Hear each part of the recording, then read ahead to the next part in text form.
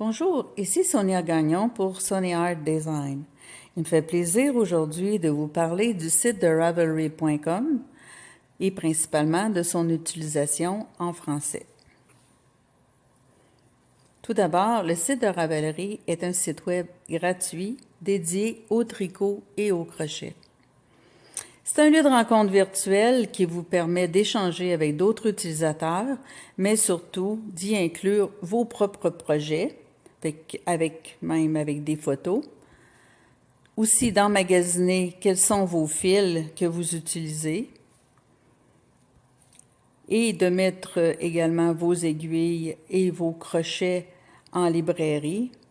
Mais ce qui est le plus intéressant avec le site de Ravelry, c'est d'aller chercher les différents modèles qui sont disponibles sur le site et qui sont dans une multitude de langues, dont le français. Dans la capsule, nous allons voir comment accéder au site, comment le traduire en français et comment accéder aux aides également en français. Pour accéder au site de Ravelry, vous devez avoir un compte utilisateur valide. Au niveau de la barre de navigation, vous allez entrer le nom du site, ensuite votre code d'utilisateur, votre mot de passe et peser sur Login. Si vous n'avez pas de compte valide, je vous invite à peser sur le bouton Join Now.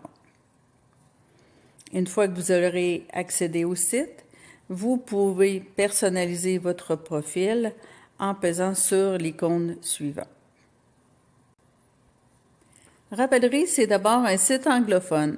Par contre, en fonction des pages traduites en français qui sont disponibles sur le site, il est possible de le traduire. Voyons maintenant comment procéder. Au niveau de la barre de navigation, vous avez www.ravelry.com. Il s'agit d'ajouter le mot « Translate », ce qui va nous amener à la page suivante et vous allez cliquer sur le mot « Traduire » vis-à-vis français. Fait qu'automatiquement, le site va démarrer la traduction des pages disponibles. Une fois que c'est fait, vous allez avoir votre menu principal en français et en bas complètement du site, vous avez le mot ici « Français » pour indiquer que le site a été traduit. Regardons maintenant comment accéder aux aides en français. Même si le site a été traduit en français, comme ici on voit des titres en français, en pesant sur les boutons comme le bouton « Aide », vous allez avoir des aides qui sont anglophones. Il faut alors au menu principal peser sur le mot « Aide », on voit ici que c'est en anglais, et indiquer le mot « French ». Le moteur de recherche va nous emmener à toutes les rubriques d'aide qui sont en français. Par exemple, ici, on a les aides internationaux. On a aussi comment utiliser l'éditeur de texte quand on ajoute un projet.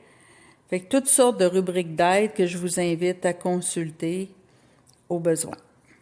Je vous remercie beaucoup de votre attention. N'oubliez pas de vous abonner à ma chaîne et d'attribuer un like à mes vidéos.